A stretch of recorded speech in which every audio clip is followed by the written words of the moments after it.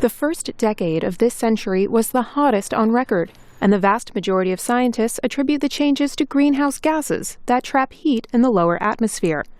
Those gases can be generated naturally or emitted by human activities, such as the burning of fossil fuels.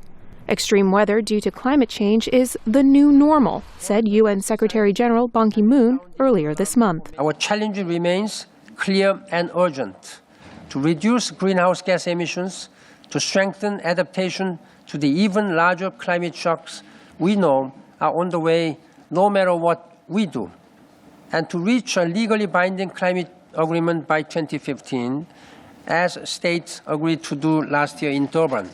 The existing agreement to reduce emissions is called the Kyoto Protocol, and its adoption in 1997 set binding targets for industrialized countries. The first commitment period expires at the end of this year, and negotiators will work on an extension at the climate conference in Doha. The United States is not a party to the agreement, but President Barack Obama says the U.S. has taken steps to reduce emissions.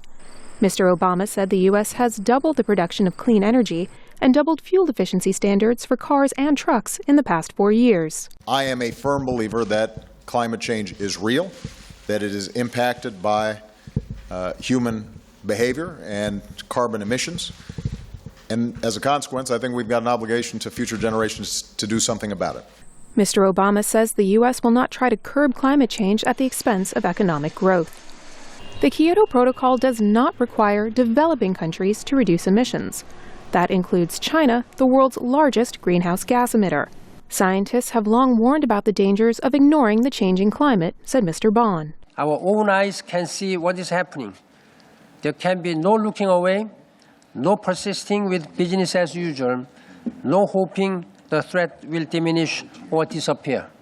Most climate scientists agree that human activities play a role in climate change, but they debate how much these activities affect the planet, says Patrick Michaels, a climate scientist with the Cato Institute in Washington. If you look at the temperature history, there are two warmings that occur. One is from about 1910 to about 1945. That could not have much to do with carbon dioxide and greenhouse gases because we hadn't put very many in the atmosphere by then.